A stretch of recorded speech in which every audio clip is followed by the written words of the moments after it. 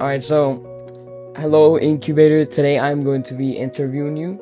So, question number one: how did you come up with the name incubator? So, funny story about the name incubator. So, I don't know if you know what an actual incubator is or not, but an incubator is a device that's used to kind of hatch and mature eggs. That's not where the name comes from. The name actually comes from a character in an anime called Madoka Magica.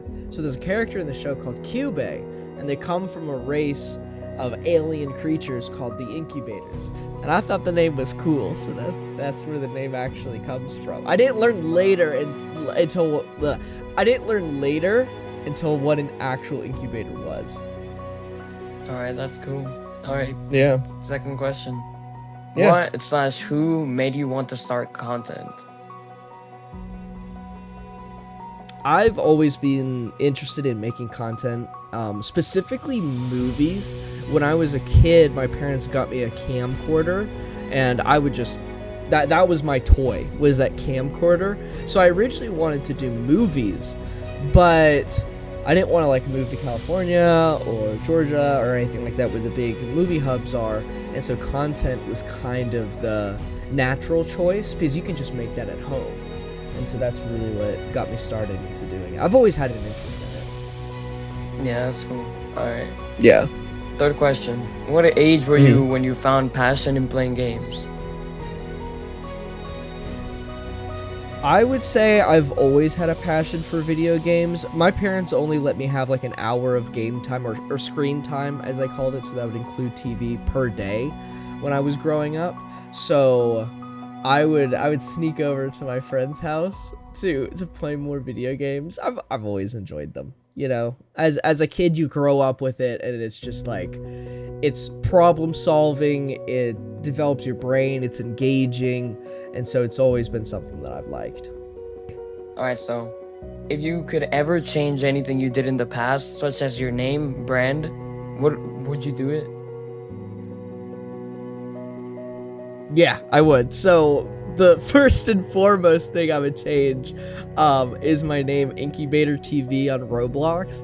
I would definitely have chosen the name Incublox.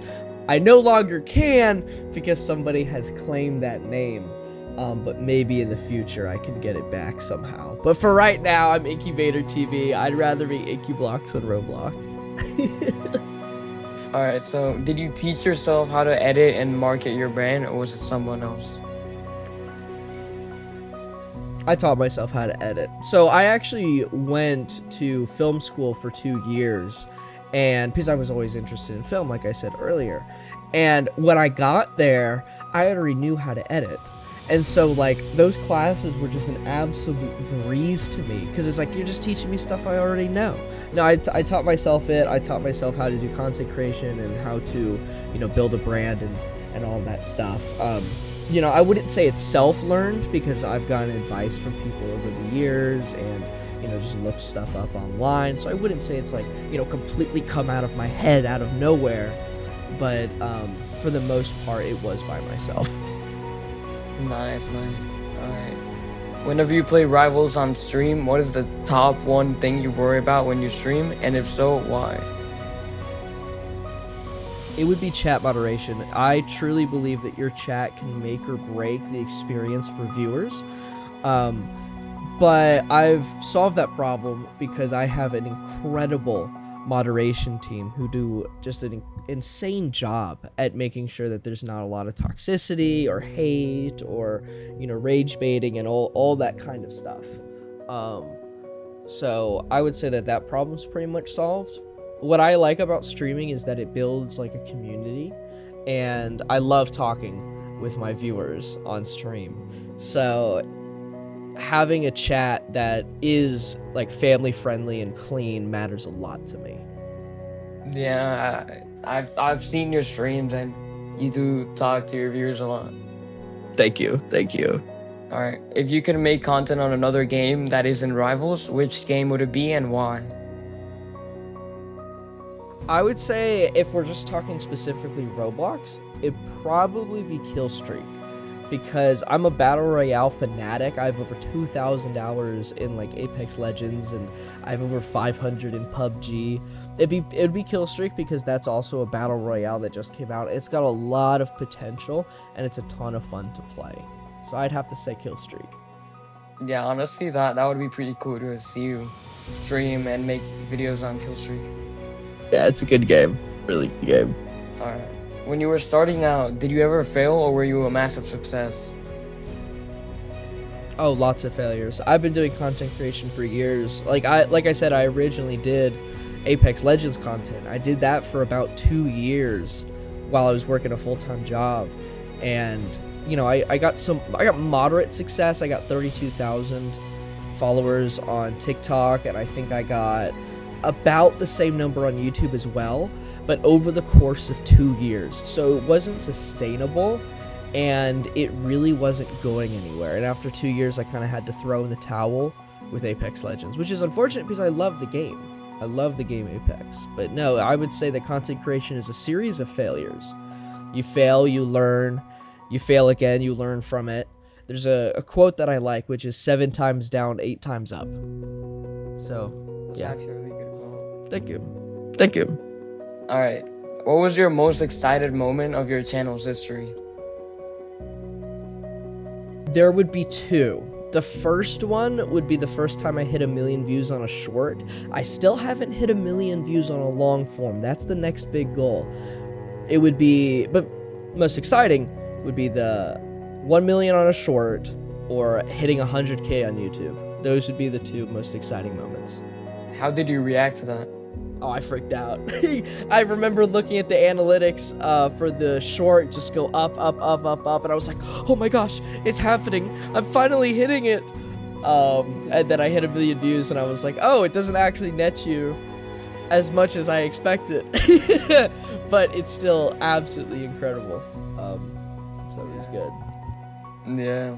Good. So I was looking at your shorts and you have like one that's like 6 million views. Yep. I have Man. I have another channel where I make crazy crosshairs. I don't post on that channel as often because of just the amount of time it takes to make those videos. It takes like 6 to 8 hours to make a 1-minute video.